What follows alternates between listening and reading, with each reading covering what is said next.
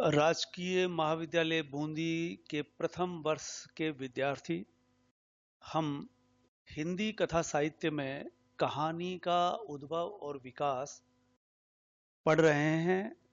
ये छठा व्याख्यान है। हम अब तक जान सके हैं कथा साहित्य में कहानियां और उपन्यास आते हैं। कथा साहित्य की और कहानी की जब बात की जाती है तो पहली कहानी कौन सी, इस बात की लंबी बहस और स्पष्टता नहीं है। कुछ तर्क होते हैं। उसके तहत बंग महिला की दुलाई वाली कहानी को पहली कहानी का तमगा मिलता है। परंपरा में कहानी की परंपरा जब देखते हैं तो प्रेमचंद पूर्व व प्रेमचंद उत्तर कालखंड करके देखा गया है। इससे प्रेमचंद का कहानी या कथा साहित्य जगत में, विशेषकर हिंदी साहित्य में, वो स्थान रहा है कि प्रेमचंद से पहले और प्रेमचंद से बाद की कहानियां करके विश्लेषण किया जाता है। कहानियों के बारे में जब बात की जाती है तो साठोत्तरी कहानी दशक से नाप करके देखी जाती रही। फिर नई कहानी, अकहानी, अचेतन सचेतन कहानी, इस तरह से वर्तमान तक कहानी का एक रूप और विकास देखा जाता है। कथा साहित्य की जब बात करते हैं तो कहानी का उद्भव और विकास की तरह ही उपन्यास का उद्भव और विकास का अध्ययन किया जाता है। परीक्षाओं में ये मुख्य सवाल होता है। उपन्यास का संबंध अन्य विधाओं से किस तरह से रहा है, खास करके राजनीति, समाजशास्त्र, दर्शन शास्त्र और सबसे नजदीक का रिश्ता जिसे कहते हैं इतिहास और उपन्यास। हम इस वक्त देख रहे हैं कहानी, परंपरा, उद्भव और विकास। हम ये जान चुके हैं कि किशोरी लाल गोस्वामी की इंदुमती पहली कहानी दिखाई देती है सन की दृष्टि से भी, लेकिन इस पर सबसे पहले जो आरोप लगा वो था शेक्सपियर के नाटक टेम्पेस्ट का प्रभाव इस पर दिखाई देता है। इसलिए इस पर यह आरोप लगने से ये पहली कहानी के तमगे को नहीं ग्रहण कर सकी और ये तमगा मिलता है बंग महिला की दुलाई वाली पहली कहानी की मान्यता मिलती है। अब हम आगे बढ़ते हैं। प्रेमचंद ऐसे कहानीकार रहे जिन्होंने न केवल 10-5 कहानियां लिखी बल्कि सैकड़ों कहानियां लिखी, 200-300 तक जाकर के ठहरती है। और इन्हीं के समकालीन जो साथ ही रचना करते हैं, प्रसाद, जयशंकर प्रसाद, ये दोनों ही अलग अलग प्रवृत्तियों के प्रतिनिधि कहलाते हैं। प्रसाद अतीतोन्मुखी और संस्कृत निष्ठ भाषा का प्रयोग आपकी कहानियों में, रचनाओं में दिखाई पड़ता है। भाषाई दृष्टि से प्रेमचंद और प्रसाद में साफ अंतर देखा जा सकता है। न केवल भाषा बल्कि विषय की दृष्टि से भी वर्तमान समाज के यथार्थ को प्रेमचंद जिस तरह से उजागर करते हैं, प्रसाद घूम फिर करके अतीत में चले जाते हैं और इतिहास में रही भाषा की शरण लेते हैं। संस्कृत निष्ठता उनमें भारी रहती है। प्रेमचंद को अगर हम देखते हैं तो प्रेमचंद पर कई तरह से काम हुआ। प्रेमचंद को छोटा सा बच्चा भी परिचित है कि ये कहानीकार है। प्रेमचंद उपन्यास सम्राट कहलाते हैं, कथा सम्राट कहलाते हैं। प्रेमचंद के बराबर कहानी उनके समकालीनों ने नहीं लिखी। चूंकि प्रेमचंद कथा साहित्य में ही रहे, प्रसाद के यहाँ प्रसाद कवि और नाटककार, साथ में कथाकार होते हैं, लेकिन प्रेमचंद मूलतः कथाकार होते हैं। इस तरह से कहानी की सभी अवस्थाएं प्रेमचंद के यहां देखी जा सकती है। प्रेमचंद में कहानी की क्या विकास क्रम ठीक से, गहराई से कई अवस्थाओं में देख सकते हैं। कह सकते हैं कि मानव चरित्र का सूक्ष्म उद्घाटन प्रेमचंद कर सके तो इसलिए कि वो कहानी में रमे रहे, कहानी को कई कोण से लिखा, कई विषयों से लिखा, कई वर्गों पर लिखा, स्त्री पुरुष पशुओं तक में लिखा। दो बैल की कहानी, और यूं देखें तो बच्चों पर लिखा, बूढ़ों पर लिखा। आप की बलिदान 1918 में लिखी जाती है और 1936 तक कफन कहानी तक इन्होंने सैकड़ों कहानियां लिख डाली, जिसमें से चर्चित रही आत्माराम, बूढ़ी काकी, हार की जीत, सवा शेर गेहूं, अलग्योजा, पूस की रात, बड़े भाई साहब और कफन।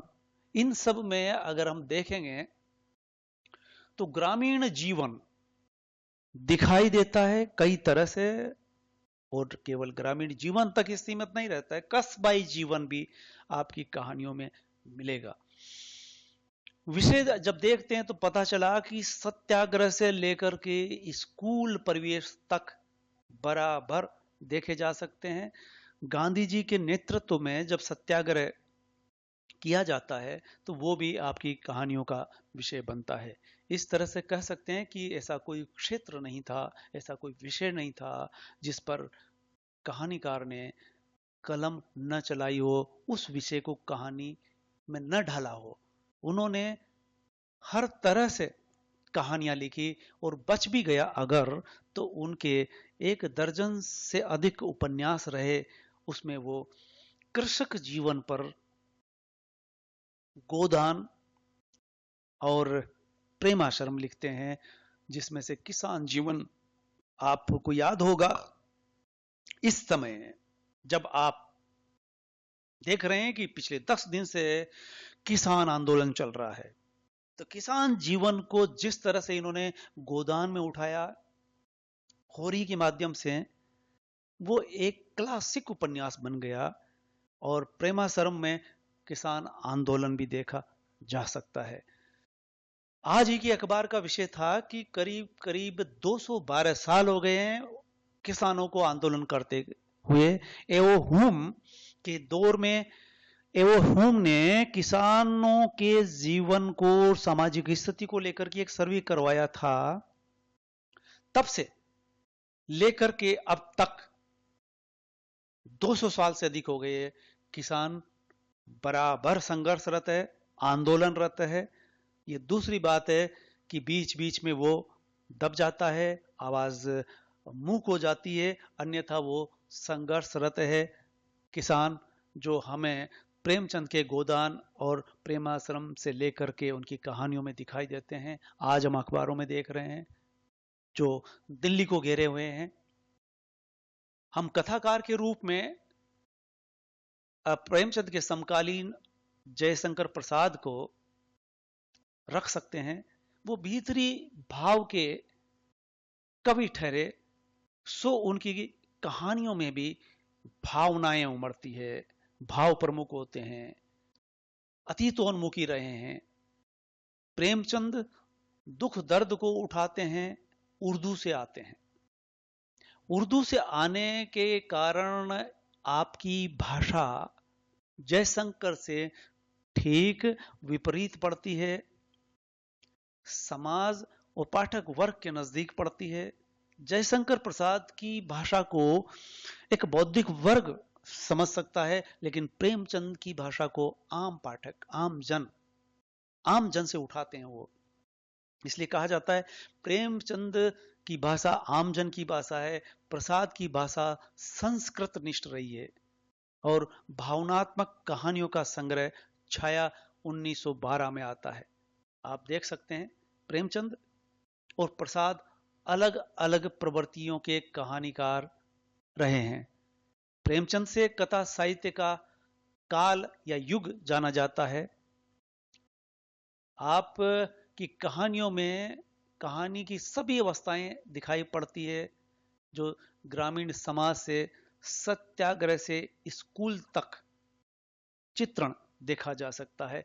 बड़े भाई साहब जो कहानी है वो दो भाइयों को लेकर के लिखी जाती है। एक छोटा भाई जो लगातार बिना पढ़े पास होता जाता है, बड़ा भाई बहुत ज्यादा पढ़ करके भी फेल होता जाता है, और अंततः बड़ा भाई उसे उपदेश देता है। यानी स्कूल जीवन यहाँ और बाल मनोविज्ञान देखा जा सकता है। इस तरह से प्रेमचंद की कहानियां ग्रामीण समाज को और समाज को कई रूपों में देख सकी है। आप इनकी कहानियों को अगर दो खंडों में बांट दें तो कह सकते हैं कि 1930 से पूर्व और 1930 के पश्चात की कहानियां नितांत भिन्न रही है। 1930 से पूर्व की कहानियों में जो परिपक्वता नहीं थी या आदर्शवाद अधिक था, वो 1930 की कहानियों में यथार्थवाद और ज्यादा झलकता है, समाज के नजदीक पहुंचता है। इस तरह से परिपक्व होने लगती है और 1930 की बाद की कहानियां अलग तरह से पहचानी जा सकती है।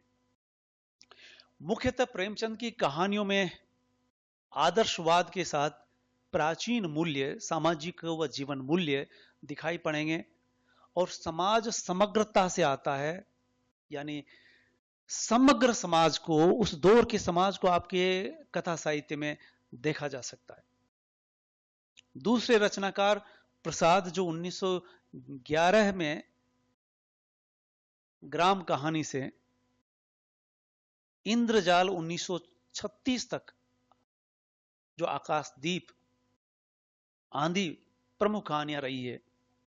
प्रसाद को रूमानी स्वभाव के व्यक्ति कह सकते हैं, और ये रूमानी स्वभाव आपकी कहानियों में झलकता है। अतीत बार बार झांकता है और स्वर्णिम अतीत की ओर लौटते हैं। कल्पना की ऊंची उड़ान इनमें रहती है। कल्पना के माध्यम से ये अतीत को स्वर्णमय बनाते हैं, स्वर्णिम अतीत के रूप में चित्रित करने का प्रयास करते हैं। ऐसी कहानियां हैं खंडहर की लिपिट, चक्रवर्ती का स्तंभ, पत्थर की पुकार। इनमें बलिदान, दर्शन, काव्यात्मकता और भावुकता परिलक्षित होती है आपकी कहानियों में और पात्रों में। कहानीकार प्रेमचंद और प्रसाद में कुछ इस तरह से तुलनात्मक अध्ययन से हम बहुत हद तक समझ सके हैं। फिर भी नारी पात्रों में प्रसाद अद्वितीय ठहरते हैं। नारी चित्रण में इनको कमाल हासिल था, और नारी पात्रों में त्याग, बलिदान आदि देखे जा सकते हैं। ऐसे ही पात्र है पुरस्कार की मधुलिका अद्वितीय पात्र ठहरती है। प्रसाद की भाषा के बारे में हम बात कर चुके हैं। भाषा, जीवन दृष्टि आदि से भी आधुनिक पाठक से जुड़ नहीं पाती है। इसके पीछे का कारण था कि ये इनके विषय वस्तु अतीतोन्मुखी रही है, भाषा परिनिष्ठित और संस्कृत निष्ठ रही है, और इनकी जीवन दृष्टि भी बौद्धिक वर्ग को लुभा सकती है। इसलिए आधुनिक पाठक को वो दूर की और अतीत की चीज लगती है। इसलिए प्रेमचंद आधुनिक कहानी के जनक कहलाते हैं, न कि जयशंकर प्रसाद। प्रेमचंद का अनुसरण करने के प्रयास बाद तक किए जाते रहे हैं, और अभी भी कुछ कहानीकार प्रेमचंद्र शैली की कहानियां लिखते हुए परिलक्षित होते हैं। इसमें से ये उदाहरण है विश्वंभर नाथ शर्मा कौशिक और सुदर्शन प्रमुख रूप से चिन्हित किए जा सकते हैं। सुदर्शन के संग्रह रहे सुदर्शन सुधा, सुदर्शन सुमन और गल्प मंजरी। ये सुदर्शन के कहानी संग्रह है मुख्य रूप से। आप सुदर्शन आदि पर प्रेमचंद का प्रभाव किस तरह से पड़ता है ये देखा जा सकता है। सुदर्शन ने विषय की दृष्टि से समकालीन ज्वलंत विषय को, समाज की समस्याओं का समाधान खोजते हैं अपनी कहानियों में। समाज की जो खास समस्या रही, दहेज प्रथा, विधवा विवाह, बाल विवाह आदि पर ये कहानियां लिखते हैं और समाधान की खोज करते हुए दिखाई देते हैं। प्रेमचंद की कहानियों से समकक्षता देखी जा सकती है, लेकिन प्रेमचंद की तरह यथार्थवादी चरित्र नहीं उकेर पाए सुदर्शन। अन्य कहानी लेखकों में चतुरसेन शास्त्री, राय कृष्णदास, विनोद सक्कर ने प्रसाद शैली को अपनाया है। ऐसा नहीं है कि प्रेमचंद के बाद के जो कहानीकार रहे वो प्रेमचंद से ही प्रभावित होते रहे। इसमें खासकर चतुरसेन शास्त्री उसी तरह से ऐतिहासिक उपन्यास लिखते रहे, जैसे गोली उपन्यास उनका बहुत चर्चित रहा। तो चतुरसेन शास्त्री की दुखवा मैं कासो कहूं मोर सजनी प्रसिद्ध कहानी रही है, बहुत प्रसिद्ध होती है, दुखवा मैं कासो कहूं मोर सजनी। धन्यवाद। आप इस तरह से कहानी का उद्भव और विकास समझ रहे हैं। आगे भी हम एक आध वीडियो में इसे और स्पष्ट करेंगे। तत्पश्चात कहानी का उद्भव और विकास, ठीक है, इसी तर्ज पर उपन्यास का उद्भव और विकास को पढ़ना होगा। और दोनों पर ही हर वर्ष परीक्षा में प्रश्न आते हैं। कहानी का उद्भव और विकास, दूसरा उपन्यास का उद्भव और विकास, तीसरा उपन्यास का इतिहास से संबंध। ये ऐसा विषय है जिस पर अक्सर सवाल आता है। साथ में आप वीडियो लगातार देखते रहिए। हम कथा साहित्य के ये खास विधाय उपन्यास और कहानी का उद्भव और विकास देखेंगे। इसके बाद 10 कहानियां और एक उपन्यास चित्रलेखा जो आप खुद पढ़ेंगे। और मेरे यहाँ एक वीडियो लगातार चल रहा है चित्रलेखा पर, आप उसको देख भी रहे हैं, उसे पुनः देखते रहें। आपको उपन्यास को समझने में बेहद सुविधा रहेगी। और आगे भी मैं उपन्यास के चरित्र चित्रण पर, चित्रलेखा का चरित्र चित्रण पर सवाल आ सकता है वो, और उपन्यास का उद्भव और विकास, उपन्यास का इतिहास से संबंध आदि, ऐसे कुछ खास विषय हैं। धन्यवाद। आप वीडियो को देखते हुए जहां लाल निशान है सब्सक्राइब का, उस पर उंगली रख करके अवश्य दबाएंगे। धन्यवाद।